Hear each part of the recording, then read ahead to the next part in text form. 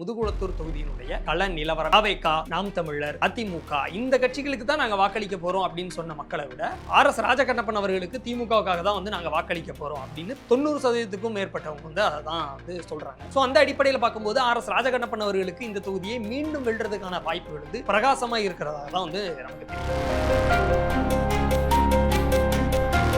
இந்த RS ராஜகண்ணப்பன் அவர்கள் கடந்த 5 ஆண்டுகளில் முதுகுளத்தூர் தொகுதிக்கு என்னென்ன திட்டங்கள் கொண்டு வந்திருக்கிறாரு, மக்கள் கூட எந்தெந்த பிரச்சனைகள்ல நின்றுக்கிறாரு அப்படிங்கிறதையும் வந்து தெரிஞ்சுக்கிறது ரொம்ப முக்கியம். அப்படிங்கிறதுனால முதுகுளத்தூர் தொகுதி மக்கள் கிட்ட வரப்போற தேர்தலில் நீங்க யாருக்கு ஓட்டு போடுறீங்க அப்படிங்கிற கேள்வியை நம்ம கேட்டோம். பெருவாரியான முதுகுளத்தூர் தொகுதி மக்கள் வந்து RS ராஜகண்ணப்பன் அவர்களை பத்தி வந்து ரொம்ப நல்லதா சொல்லியிருந்தாங்க. கடந்த 5 ஆண்டுகள் ராஜகண்ணப்பன் அவர்கள் இந்த தொகுதிக்கு என்னென்ன செஞ்சிருக்கிறாரு அப்படிங்கிறத வந்து நம்ம தேடி பார்த்தோம், மக்கள் கிட்ட கேட்டோம், கட்சிக்காரங்க கிட்டே வந்து சிலர் கேட்டோம். நிறைய புதிய திட்டங்களை வந்து தொகுதிக்கு இந்த 5 ஆண்டுகள்ல அவர் கொடுத்ததாகவும், கூடுதலா எல்லா பிரச்சனைகள்லையுமே வந்து RS ராஜகண்ணப்பன் அவர்கள் கூடயே நின்னாரு அப்படிங்கிறதையும் வந்து அவங்க சொன்னாங்க. முதுகுளத்தூர் பகுதியை பற்றி முக்கியமாக சொல்லணும் என்ன அப்படின்னா, இது வந்து ரொம்ப சென்சிட்டிவான ஊர் அப்படின்னு சொல்லப்படும். ஏன்னா நம்ம வரலாறு நெடுக பார்த்துருக்கிறோம், சில சாதிய பிரச்சனைகள் வந்து இந்த ஊரில் நடந்துருக்கு. RS ராஜகண்ணப்பன் அவர்கள் பதவியேற்றதுக்கு அப்புறமா எந்த விதமான பெரிய சாதிய மோதல்களுமே வந்து நடக்காமல் இருக்குது. கிட்டத்தட்ட ஒரு அமைதியாக அந்த ஊரை வந்து மாற்றி இருக்கிறார் அப்படின்னு தான் அங்கே இருக்கக்கூடிய மக்கள்லாம் சொல்கிறாங்க. முதுகுளத்தூர், கமுதி, கடலாடி இந்த ஊர்களில் இருக்கக்கூடிய அரசு மருத்துவமனைகள் மேம்படுத்தப்பட்டு புதிய கட்டிடங்கள் கட்டி கொடுத்துருக்காங்க. முதுகுளத்தூர் ITIக்கு புதிதாக கட்டிடம் கட்டி கொடுக்கப்பட்டிருக்கு. கடலாடி அப்படிங்கிற ஊர்ல புதிய தொழிற்பயிற்சி மையம் கொண்டு வந்திருக்காங்க. அதாவது எல்லா திட்டங்களையும் வந்து கிளாசிஃபை பண்ணி மொத்தமாக பார்க்கும்போது 284 திட்டங்கள் கொண்டு வரப்பட்டிருக்கிறதா சொல்றாங்க.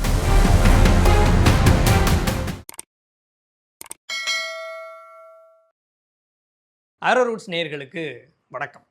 தேர்தல் நெருங்கிருச்சு. எந்தெந்த தொகுதியில் யார் யார் வேட்பாளராக நிற்கிறாங்க, அதில் யாருக்கு ஓட்டு போடலாம், அதில் யார் ஜெயிப்பாங்க, ஒட்டு மொத்தமாக தமிழ்நாடு முழுக்க அந்த 118 சீட்டு இல்லைனா அதுக்கு மேலே ஜெயிச்சு யார் ஆட்சி அமைக்க போகிறாங்க அப்படிங்கிற பரபரப்பு எதிர்பார்ப்பு வந்து தமிழ்நாடு முழுக்க நிலவிக்கிட்டே இருக்குது. ஸோ அந்த எலெக்ஷன் ஃபீவர்னு சொல்லுவாங்க, அந்த தேர்தல் சூடு அப்படிம்பாங்க, இது எல்லாமே வந்து தமிழ்நாடு முழுக்க பரவி இருக்குது. இந்த நிலையில் எந்தெந்த தொகுதியில் யார் யாருக்கு களம் சாதகமாக இருக்குது அப்படிங்கிறத நம்ம தெரிஞ்சுக்கணும் அப்படின்னு நம்ம டீம் சார்பாக நம்ம வந்து தொகுதிகளுக்கு பயணப்படுறோம். ஸோ அங்கே போய் அந்த களத்தில் மக்கள்கிட்ட வந்து சில விஷயங்கள் பேசி உரையாடுறோம். இது வரைக்கும் உங்கள் தொகுதியினுடைய MLA கடந்த 5 ஆண்டுகளில் என்னென்ன பண்ணியிருக்கிறாங்க, அடுத்து நீங்கள் யாருக்கு வாக்களிக்க போகிறீங்க வர தேர்தலில் அப்படிங்கிற விஷயத்தெல்லாம் வந்து நம்ம கேட்டு தெரிஞ்சுக்கிறோம். அந்த வகையில் நாங்கள் எங்களுடைய டீம் வந்து களத்துக்கே போய் களம் எப்படி இருக்குது அப்படின்னு பார்த்த தொகுதிகள் நிறையா இருக்குது. ஸோ அதில் வந்து இப்போ நான் சொல்ல போகிற தொகுதி வந்து முதுகுளத்தூர் தொகுதி. ராமநாதபுரம் மாவட்டத்தில் இருக்கக்கூடிய முதுகுளத்தூர் தொகுதியினுடைய கள நிலவரம் என்ன அப்படிங்கிறது தான் இந்த வீடியோவில் நம்ம பார்க்க போகிறோம். முதுகுளத்தூர் தொகுதியினுடைய சிட்டிங் MLAவாக இருக்கக்கூடியவர் திராவிட முன்னேற்ற கழகத்தை சார்ந்த RS ராஜகண்ணப்பன் அவர். இவர் 2021 தேர்தலில் திமுகவினுடைய வேட்பாளராக நிறுத்தப்படுறாரு. இவரை எதிர்த்து போட்டியிட்ட அதிமுகவினுடைய கூட்டணி வேட்பாளர் கீர்த்திகா முனியசாமி அவங்களோட 20,721 வாக்குகள் வித்தியாசத்தில் வெற்றி பெறாரு. வெற்றி பெற்றதுக்கு அப்புறமாக வந்து இவர் அமைச்சராகவும் ஆகிறாரு. இப்போதைக்கு பார்த்தீங்க அப்படின்னா வனத்துறை மற்றும் கிராம தொழில்துறையினுடைய அமைச்சராக இருக்கிறார் RS ராஜகண்ணப்பன் அவர்கள். இப்போ 2026 தேர்தலுக்கு நம்ம வரோம். மீண்டும் இந்த 2026 தேர்தலுக்கும் திமுகவினுடைய சார்பில் RS ராஜகண்ணப்பன் அவர்கள் தான் வேட்பாளராக வந்து அறிவிக்கப்பட்டிருக்கிறார். இந்த RS ராஜகண்ணப்பன் அவர்கள் கடந்த 5 ஆண்டுகளில் முதுகுளத்தூர் தொகுதிக்கு என்னென்ன திட்டங்கள் கொண்டு வந்திருக்கிறாரு, மக்கள் கூட எந்தெந்த பிரச்சனைகளில் நின்றுக்கிறாரு அப்படிங்கிறதையும் வந்து தெரிஞ்சுக்கிறது ரொம்ப முக்கியம். அப்படிங்கிறதுனால முதுகுளத்தூர் தொகுதி மக்கள்கிட்ட வரப்போகிற தேர்தலில் நீங்கள் யாருக்கு ஓட்டு போடுறீங்க அப்படிங்கிற கேள்வியை நம்ம டீம் கேட்கறதுக்கு முன்னாடியே கடந்த 5 ஆண்டுகளில் உங்கள் தொகுதியினுடைய MLA தொகுதிக்கு என்னென்ன நலத்திட்டங்கள் பண்ணியிருக்கிறாங்க, என்னென்ன பிரச்சனையில் உங்கள் கூட நின்றுருக்கிறாங்க அப்படிங்கிற கேள்விகளை தான் வந்து முதலாவதாக கேட்டோம். அப்படி கேட்கும் பொழுது பெருவாரியான முதுகுளத்தூர் தொகுதி மக்கள் வந்து RS ராஜகண்ணப்பன் அவர்களை பற்றி வந்து ரொம்ப நல்லதாக தான் வந்து சொல்லியிருந்தாங்க. நிறைய புதிய திட்டங்களை வந்து தொகுதிக்கு இந்த 5 ஆண்டுகளில் அவர் கொடுத்ததாகவும், கூடுதலாக எல்லா பிரச்சனைகள்லையுமே வந்து RS ராஜகண்ணப்பன் அவர்கள் கூடயே நின்னார் அப்படிங்கிறதையும் வந்து அவங்க சொல்கிறாங்க. சரி, இப்போ 2026 வரப்போகிற இந்த தேர்தலுக்கு வரும். இப்போ இந்த தேர்தலில் RS ராஜகண்ணப்பன் அவர்கள் வந்து வேட்பாளராக நிறுத்தப்பட்டிருக்கிறார். ஸோ இந்த கூட யார் யாரெல்லாம் வந்து, அதாவது போட்டியாக யார் யாரெல்லாம் நிற்கிறாங்க அப்படிங்கிறதையும் வந்து நம்ம பார்த்துடலாம். ஏன்னா 4 முனை போட்டி, 5 முனை போட்டி, 3 முனை போட்டி அப்படின்னு வந்து நிறைய விஷயங்கள் போயிட்டு இருக்கு இல்லையா. ஸோ இப்போ திமுகவின் சார்பில் RS ராஜகண்ணப்பன் அவர்கள், அதிமுகவின் சார்பில் வந்து யார், இப்போ தாவேகாவின் சார்பில் யார், என்டிகேயின் சார்பில் யார், அப்புறம் வந்து சசிகலா அவர்களுடைய கட்சி, குறிப்பாக அந்த ராமநாதபுரம் மாவட்டம் இந்த அந்த பெல்ட்லலாம் வந்து சசிகலா அவர்களுக்கும் வந்து ஒரு நல்ல ஒரு செல்வாக்கு இருக்குது அப்படிங்கிறது வந்து ஒரு சிலர் சொல்கிறாங்க. ஸோ அந்த வகையில் சசிகலா அவர்களுடைய கட்சியினுடைய வேட்பாளர் யார் அப்படிங்கிறதையும் வந்து நம்ம இப்போ பார்த்துடலாம். திமுகவின் சார்பில் ஆர்எஸ் ராஜகண்ணப்பன் அவர்கள், அதிமுகவின் சார்பில் மலேசியா எஸ் பாண்டி அவர்கள், நாம் தமிழர் கட்சியின் சார்பில் சந்திரபிரபா அவர்கள், அப்புறம் தமிழக வெற்றி கழகத்தின் சார்பில் மலர்விழி அவர்கள், அப்புறம் சசிகலா அவர்களுடைய கட்சி அகில இந்திய புரட்சி தமிழர் மக்கள் முன்னேற்ற கழகம், அந்த கட்சியினுடைய சார்பில் ராம்குமார் பாண்டியன் அவர்கள், இந்த மாதிரியான முக்கியமான வேட்பாளர்கள் அந்த தொகுதியில் களமிறக்கப்பட்டிருக்கிறாங்க. ஸோ ஒவ்வொரு தொகுதியிலையுமே வந்து எந்தெந்த வேட்பாளர்களுக்கு வெற்றி வாய்ப்பு இருக்குது, இப்போ யாருக்கெல்லாம், ஏன்னா சுயேட்சை அப்படின்னு பார்த்தோம்னா நிறைய பேர் வந்து ஒவ்வொரு தொகுதியில் போட்டியிடுவாங்க. ஸோ அந்த அடிப்படையிலையும் வந்து நம்ம டீம் வந்து ஒவ்வொருத்தர்கிட்டையாக வந்து போய் பொதுமக்களை சந்தித்து கேட்குறாங்க. இது வரைக்கும் இந்த 5 ஆண்டுகள் இந்த எம்எல்ஏ வந்து உங்கள் தொகுதிக்கு என்னென்ன பண்ணாங்க, இனிமேல் யாருக்கு ஓட்டு போட போகிறீங்க அப்படிங்கிறதையும் வந்து நம்ம கேட்குறோம். தாவேகா, நாம் தமிழர், அதிமுக இந்த கட்சிகளுக்கு தான் நாங்கள் வாக்களிக்க போகிறோம் அப்படின்னு சொன்ன மக்களை விட ஆர்எஸ் ராஜகண்ணப்பன் அவர்களுக்கு திமுகவுக்காக தான் வந்து நாங்கள் வாக்களிக்க போகிறோம் அப்படின்னு பெருவாரியான மக்கள், கிட்டத்தட்ட 90% மேற்பட்டவங்க வந்து அதை தான் வந்து சொல்கிறாங்க. ஸோ அந்த அடிப்படையில் பார்க்கும்போது ஆர்எஸ் ராஜகண்ணப்பன் அவர்களுக்கு இந்த தொகுதியை மீண்டும் வெல்றதுக்கான வாய்ப்புகள் வந்து பிரகாசமாக இருக்கிறதாக தான் வந்து நமக்கு தெரியுது. ஸோ அந்த அடிப்படையில் மக்கள்கிட்ட உரையாடும் பொழுது ஒவ்வொரு சில, அதாவது எல்லாருமே வந்து ராஜகண்ணப்பன் அவர்களை தான் வந்து சொன்னாங்க அப்படின்னு நம்ம சொல்ல முடியாது. ஒரு சிலர் மற்றும் வெவ்வேறு கட்சிகள், அதிமுக சொல்கிறாங்க, ஒரு சிலர் நாம் தமிழர் சொல்கிறாங்க, இந்த மாதிரி சொல்கிறாங்க. ஆனால் பெருவாரியான மக்கள் வந்து ஆர்எஸ் ராஜகண்ணப்பன் அவர்கள் தான் சொல்கிறாங்க. கடந்த 5 ஆண்டுகளாக ஆர்எஸ் ராஜகண்ணப்பன் அவர்கள் வந்து அந்த தொகுதிக்கு என்னென்ன பண்ணியிருக்கிறாரு அப்படின்னு பொதுமக்கள் ஒரு பக்கம் சொல்கிறாங்க. இன்னொரு பக்கம் வந்து திராவிட முன்னேற்ற கழகத்தின் சார்ந்த, அதாவது அந்த கட்சியை சார்ந்தவங்க வந்து இந்த தொகுதிக்கு எங்களுடைய சட்டமன்ற உறுப்பினர் இந்த இதெல்லாம் செஞ்சிருக்கிறாரு அப்படிங்கிறதையும் சொல்லியிருக்காங்க. 5 ஆண்டுகள் வந்து ஒரு டென்யூர் எம்எல்ஏவாக ஆர்எஸ் ராஜகண்ணப்பன் அவர்கள் இருந்திருக்கிறாரு. மீண்டும் அவரே போட்டி போடுறாரு. மீண்டும் மக்கள் வந்து பெருவாரியானவர் வந்து ஆர்எஸ் ராஜகண்ணப்பன் அவர்களுக்கு தான் எங்களுடைய வாக்கு அப்படின்னு சொல்றாங்க. அப்படின்னா கடந்த 5 ஆண்டுகள் ராஜகண்ணப்பன் அவர்கள் இந்த தொகுதிக்கு என்னென்ன செஞ்சிருக்கிறாரு அப்படிங்கிறத வந்து நம்ம தேடி பார்த்தோம், மக்கள் கிட்ட கேட்டோம், கட்சிக்காரங்க கிட்டே வந்து சிலர் கேட்டோம்.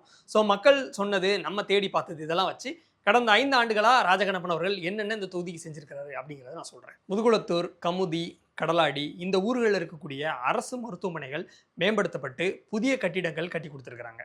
கடலாடி அப்படிங்கிற ஊர்ல புதிய தொழிற்பயிற்சி மையம் கொண்டு வந்திருக்கிறாங்க. முதுகுளத்தூர் ஐடிஐக்கு புதிதாக கட்டிடம் கட்டி கொடுக்கப்பட்டிருக்குது. பல்வேறு பள்ளிகள்ல, கல்லூரிகள்ல, தங்கும் விடுதிகள்ல அடிப்படை வசதிகள் செஞ்சு கொடுத்துருக்காங்க. அதாவது மேஜைகள் வாங்கி கொடுக்கறது, புத்தகங்கள் வாங்கி கொடுக்கறது, இது போக ஆரோ, அதாவது சுத்திகரிப்பு நிலையம் அமைத்து கொடுக்கறது, இந்த மாதிரியான விஷயங்கள் நிறைய வந்து செஞ்சு கொடுத்துருக்காங்க. பெருநாளியில புதிய சார் பதிவாளர் அலுவலகம் கட்டப்பட்டிருக்குது. கமுதி பக்கத்துல இருக்கக்கூடிய நிராவி அப்படிங்கிற பகுதியில புதிய கால்நடை மருத்துவமனை ஒன்று கொண்டு வரப்பட்டிருக்குது. காயல்குடி, முதுகுளத்தூர் பேரூராட்சிகள்ல வார சந்தைக்கான அந்த கட்டிடங்கள் கட்டி கொடுக்க, ரோச்மா நகர்ல 19.66 கோடி ரூபாய் செலவுல தூண்டில் வளைவு அமைக்கப்பட்டிருக்குது. முதுகுளத்தூர் பகுதியில் இருக்கக்கூடிய பெண்களுக்கு வேலை வாய்ப்பு ஏற்படுத்தி கொடுக்கணும் அப்படிங்கிற அடிப்படையில தனியார் கார்மெண்ட்ஸ் ஒன்று கொண்டு வரப்பட்டு அதன் மூலமாக 400க்கும் மேற்பட்ட பெண்களுக்கு வேலை வாய்ப்பு கிடைச்சிருக்குது. ஒட்டுமொத்தமா இந்த 2021 2026 வரைக்குமான இந்த காலகட்டத்தில் தொகுதி மேம்பாட்டு நிதியிலிருந்து என்னென்ன விஷயங்கள் பண்ணியிருக்கிறாங்க அப்படிங்கிறத ஷார்ட்டாக பார்த்தோம் அப்படின்னா 27 நியாய விலை கடைகள், 43 பள்ளிகளுக்கு மேஜை நாற்காலிகள், 26 பள்ளிகளுக்கு தண்ணீர் சுத்திகரிப்பு கருவி, 21 பகுதிகளில் ஃபேவர் பிளாக் சாலை, 9 பகுதிகளில் தடுப்புச் சுவர், 3 பள்ளி கட்டிடங்கள், 4 சிமெண்ட் சாலைகள், 21 குளங்களில் படித்துறைகள், 3 மீன்பிடி கூடாரம், 6 சிறு பாலங்கள், 26 ஸ்மார்ட் கிளாஸஸ். அத்தியாவசிய தேவையான தண்ணீர் பிரச்சனையை தீர்க்கணும் அப்படிங்கிற அடிப்படையில் கரூர் நஞ்சப்புகழூரில் இருந்து காவேரி கூட்டு குடிநீர் திட்டத்தில் ரூபாய் 2819 கோடி மதிப்பீட்டில் வேலைகள்லாம் வந்து தொடங்கப்பட்டு அந்த வேலை இப்போ முடியும் தருவாயில் இருக்குது அப்படின்னு பொதுமக்கள் சொல்கிறாங்க. கலைஞர் கருணாநிதி அவர்களுடைய காலகட்டத்திலேயே கொண்டு வரப்பட்ட காவிரி கூட்டு குடிநீர் திட்டத்தில் இருக்கக்கூடிய பழுதுகள் எல்லாம் சரி பண்ணுறதுக்காக ரூபாய் 555 கோடி ஒதுக்கப்பட்டு அந்த வேலைகளும் வந்து இப்போ நடந்துகிட்டு இருக்குது அப்படின்னு சொல்கிறாங்க. முதுகுளத்தூர், கமுதி இந்த பகுதிகளில் போக்குவரத்து நெரிசலை தடுக்கும் வகையில் சுற்றுவட்ட சாலை அமைக்கப்பட்டிருக்குது. இந்த தொகுதியில் மட்டும் 150 கோடி ரூபாய்க்கு சாலை மேம்பாட்டு பணி நடந்திருக்குது. சுதந்திரம் அடைஞ்ச காலகட்டத்தில் இருந்தே நிறைய கிராமங்களுக்கு பேருந்து வசதி கூட இல்லாமல் இருந்திருக்குது. அந்த கிராமங்களுக்கு எல்லாம் பேருந்து போயிட்டு வர்றதுக்கான அந்த வழித்தடங்கள் அமைச்சதோட இல்லாமல் 63 புதிய பேருந்து வசதிகளை வந்து செஞ்சு கொடுத்துருக்காங்க. சுமார் 815 கோடி மதிப்பீட்டில் 124 புதிய மின் மாற்றிகள் அமைச்சு கொடுத்துருக்காங்க. மின் மாற்றிகள் அப்படின்னா டிரான்ஸ்ஃபார்மர்ஸ். இப்போ நான் சொன்னதில் பெரிய பெரிய திட்டங்கள், அதாவது பல கோடி மதிப்பிலான குடிநீர் கொண்டு வரக்கூடிய திட்டத்தில் ஆரம்பித்து பேருந்து வசதி இதில் எல்லாத்தையும் ஆரம்பித்து பள்ளிகளுக்கு, கல்லூரிகளுக்கு இந்த ஸ்மார்ட் கிளாஸஸ் வசதிகள், தண்ணீர் வசதி, மேஜை வசதி அப்படின்னு பிரித்து அதாவது முதல்ல வந்து நான் பெரிய பெரிய திட்டங்களை சொல்லியிருந்தேன். அதற்கப்புறமாக சின்ன சின்ன திட்டங்கள், அதாவது எல்லா திட்டங்களையும் வந்து கிளாசிஃபை பண்ணி மொத்தமாக பார்க்கும் பொழுது 284 திட்டங்கள் கொண்டு வரப்பட்டிருக்கிறதா சொல்கிறாங்க. இந்த முதுகுளத்தூர் பகுதியை பற்றி முக்கியமாக சொல்லணும் என்ன அப்படின்னா, இது வந்து ரொம்ப சென்சிட்டிவான ஊர் அப்படின்னு சொல்லப்படும். ஏன்னா நம்ம வரலாறு நெடுக பார்த்துருக்குறோம். சில சாதிய பிரச்சனைகள் வந்து இந்த ஊரில் நடந்திருக்குது. ஸோ அப்படி இருக்கக்கூடிய ஒரு சென்சிட்டிவான ஊர் வந்து RS ராஜகண்ணப்பன் அவர்கள் பதவியேற்றதுக்கு அப்புறமா எந்த விதமான பெரிய சாதிய மோதல்களுமே வந்து நடக்காமல் இருக்குது. ஸோ அந்த அளவுக்கு ராஜகண்ணப்பன் அவர்கள் வந்து எல்லா மக்கள்கிட்டையும் வந்து பேசி ஒரு சுமூகமாக இந்த சமூகம் மக்கள் எல்லாருமே வந்து அங்கே வாழக்கூடிய ஒரு நிலை, கிட்டத்தட்ட ஒரு அமைதியாக அந்த ஊரை வந்து மாற்றி இருக்கிறார் அப்படின்னு தான் அங்கே இருக்கக்கூடிய மக்கள்லாம் சொல்கிறாங்க. குறிப்பாக முதுகுளத்தூரை பொறுத்த வரைக்கும் ஒரு சென்சிட்டிவான ஏரியா வந்து ராஜகண்ணப்பன் அவர்கள் பதவியேற்றதுக்கு அப்புறமா ரொம்ப அமைதியாக சட்ட ஒழுங்கு வந்து ரொம்ப சரியாகவே இருந்திருக்கிறது அப்படிங்கிறது நமக்கு தெரிய வருது. ராஜகண்ணப்பன் அவர்களுடைய செயல்பாடுகளில் கண்மாய், கால்வாய்கள் இதை வந்து புனரமைக்கிறது அப்படிங்கிறது வந்து மிக முக்கியமான செயல்பாடாக வந்து இருந்திருக்குது. அது தொடர்பாக உள்ள தகவல்கள் என்ன அப்படின்னு நம்ம பார்த்தோம் அப்படின்னா, ரூபாய் 66 லட்சம் ரூபாய் செலவில் மேலவிடத்தக்குளம் கண்மாய் புனரமைக்கப்பட்டிருக்கு. 91 லட்சம் ரூபாய் மதிப்பீட்டில் சங்கரத்தேவன் கால்வாய் புனரமைக்கப்பட்டிருக்கு. 13 கோடியே 50 லட்சம் ரூபாய் மதிப்பீட்டில் பரளையாறு மராமத்து பணிகள் நடைபெற்று வருது. ரூபாய் 2 கோடி மதிப்பீட்டில் சிக்கல் கண்மாய் தூர்வாரதுக்கான ஒப்பந்தம் கோரப்பட்டு அந்த பணிகள் தொடங்க இருக்குது. இந்த திட்டங்கள் மற்றும் செயல்பாடுகளை தவிர்த்து பொதுப்பணித்துறை சார்ந்து நிறைய திட்டங்கள் முதுகுளத்தூர் பகுதிக்கு கொண்டு வரப்பட்டிருக்குது. அது வந்து செயல்பாடுகளில் இருக்குது. இன்னும் விரைவில் வந்து அதெல்லாம் வந்து தொடங்கப்பட்டு நடக்குது. ரூபாய் 10 கோடி செலவில் கமுதி மாவட்ட உரிமையியல் மற்றும் குற்றவியல் நடுவர் நீதிமன்றம் மற்றும் குடியிருப்பு கட்டிடம் கட்டப்பட்டு வருது. ரூபாய் 2 கோடி மதிப்பில் தெய்வ திருமகனார் முத்துராமலிங்க தேவர் அவர்களுடைய பெயரில் திருமண மண்டபம் ஒன்று கட்டப்படுறதுக்கு ஒப்பந்தம் கோரி அந்த பணியும் வந்து நடந்துகிட்டு வருது. ரூபாய் 1 கோடியே 45 லட்சம் ரூபாய் மதிப்பீட்டில் முத்துராமலிங்க தேவர் அவர்களுடைய நினைவிடத்தில் காத்திருப்போர் மண்டபம் ஒன்றும் VVIP காத்திருப்போர் கூடம் ஒன்றும் வந்து கட்டப்படுறதுக்கான பணிகள் வந்து நடந்துகிட்டு வருது. ரூபாய் 7 கோடி செலவில் கடலாடியில் புதிய தொழிற்பயிற்சி நிறுவன கட்டிடம் கட்டப்பட்டு வருது. 4 கோடியே 67 லட்சம் ரூபாய் செலவில் முதுகுளத்தூர் அரசு மருத்துவமனைக்கு புதிய கட்டிடம் ஒன்று கட்டப்பட்டு வருது. ரூபாய் 1 கோடியே 16 லட்சம் ரூபாய் மதிப்பீட்டில் முதுகுளத்தூரில் இருக்கக்கூடிய பஞ்சாயத்து யூனியன் நடுநிலை பள்ளிக்கு 8 வகுப்புகள் இருக்கக்கூடிய ஒரு புதிய கட்டிடம் ஒன்று கட்டப்பட்டு வருது. ரூபாய் 5 கோடியே 36 லட்சம் மதிப்பீட்டில் கடலாடியில் பெண்களுக்கான சமூக நீதி விடுதி கட்டப்பட்டு வருது. இந்த திட்டங்கள் எல்லாம் போக இன்னும் பொதுப்பணித்துறை சார்ந்தே பல திட்டங்கள் இருக்குது. அந்த திட்டங்கள் எல்லாமே வந்து நாங்கள் டிஸ்பிளே பண்ணுறோம், நீங்கள் பார்த்து தெரிஞ்சுக்கலாம்.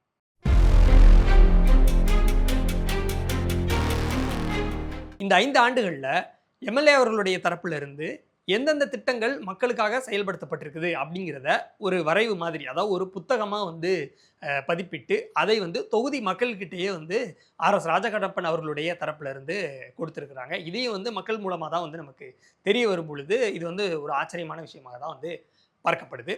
ஸோ இது எல்லாமும் தான் வந்து மீண்டும் அந்த தொகுதி மக்கள் RS ராஜகண்ணப்பன் அவர்களே வந்து தேர்ந்தெடுக்கிறதுக்காக ஒரு காரணமாக அமையுது. பெருவாரியான மக்கள் RS ராஜகண்ணப்பன் அவர்கள் தான் வாக்களிக்க போகிறதா சொன்னாங்க அப்படின்னு நான் சொன்னேங்க இல்லையா.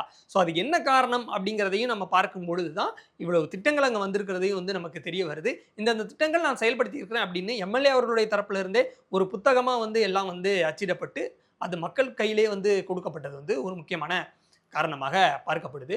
ஸோ இந்த முதுகுளத்தூர் தொகுதி அதை பொறுத்த வரைக்கும் வந்து பார்த்திங்கன்னா நம்ம இன் அண்ட் அவுட் வந்து யார் யார் நிற்கிறாங்க, யாருக்கு வெற்றி வாய்ப்பு அதிகமாக இருக்குது, என்னென்ன தொகுதிக்கு செஞ்சுருக்கிறாங்கிறத எல்லாத்தையுமே வந்து நம்ம பார்த்துட்டோம். ஸோ மொத்தமாக பார்க்கும் பொழுது RS ராஜகண்ணப்பன் அவர்கள் வெற்றி பெறுறதுக்கு நிறைய வாய்ப்பு இருக்குது, அதாவது 90% மேலே வாய்ப்பு இருக்குது அப்படிங்கிறது நமக்கு அப்பட்டமாக தெரியுது. ஸோ நம்ம சேனலை தொடர்ந்து பாருங்கள். இன்னும் நிறைய தொகுதிகளில் வந்து நம்ம வந்து கிரவுண்ட் ஒர்க் பண்ணிகிட்டு இருக்கிறோம்.